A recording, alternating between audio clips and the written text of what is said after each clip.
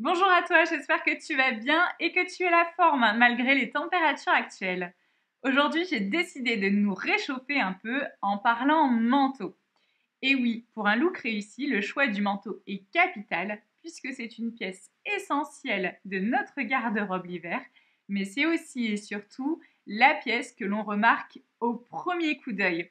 Et vu son prix, autant bien le choisir du premier coup. Et ça tombe bien puisqu'aujourd'hui, j'ai décidé de partager avec toi mes astuces de pro pour choisir le manteau qui flattera le plus ta silhouette. J'espère que tu es prête. C'est parti!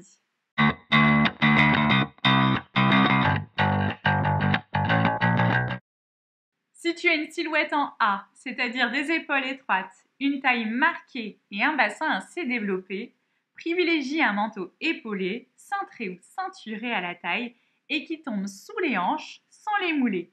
L'idéal est de miser sur un manteau avec des épaulettes, des ornements ou des pattes d'épaule, une grosse capuche ou un grand col.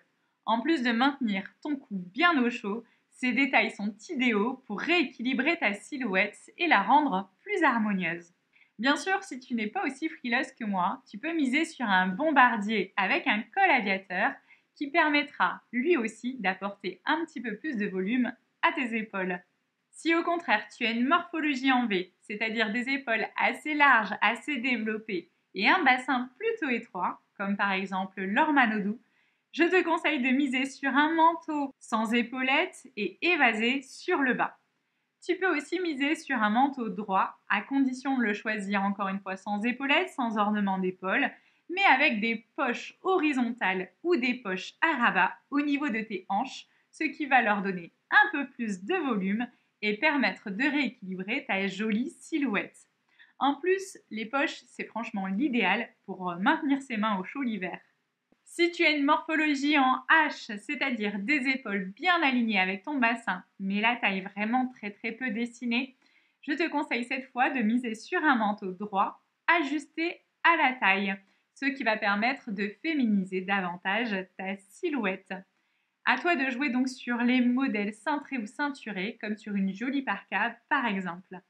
Si comme moi tu as une morphologie en X ou en 8, c'est-à-dire des épaules bien alignées avec ton bassin et la taille joliment dessinée, je te conseille cette fois de miser sur un manteau qui viendra mettre en valeur tes jolies courbes en choisissant par exemple un joli caban cintré à la taille ou un joli trench.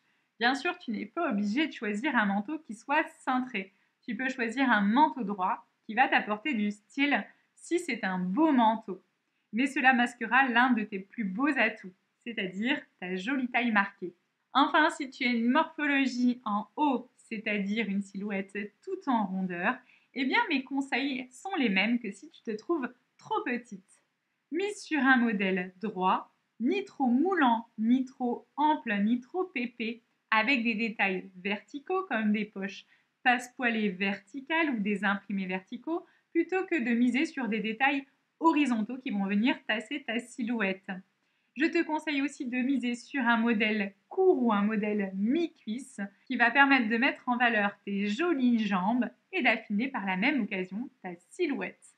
Les modèles les plus épais et les plus longs sont vraiment réservés aux plus grandes et aux plus fines d'entre nous.